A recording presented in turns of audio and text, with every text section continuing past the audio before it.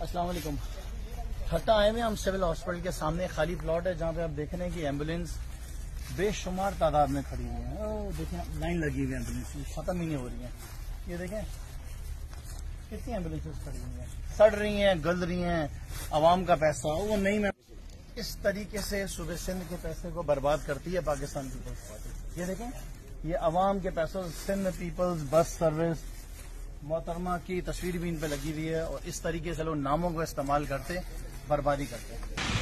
अब आप अंदाजा लगाएं कि पूरे सूबे के अंदर कोई जख्मी हो जाता है, कोई एक्सीडेंट हो जाता है तो ईडी की एम्बुलेंस, चीपा की एम्बुलेंस या बाकी एनजीओ की एम्बुलेंसेज होती हैं। उस जख्मी को शिफ्ट करने के लिए या डेड बॉडी को शिफ्ट करने के लिए एम्बुलेंसेज नहीं होती हैं। लेकिन पीपल्स पार्टी की हुकूमत सिंध की आवाम के टैक्स पेयर से खरीदी हुई एम्बुलेंसेज ये यहाँ पे गल रही हैं, ये सड़ रही हैं। सूबे भर में आपको हॉस्पिटल्स के अंदर एम्बुलेंसेज नहीं मिलेंगी। ये 11 22 की हो गई या येलो वाली हो गई। ये येलो वाली तो सड़ गई है तकरीबन।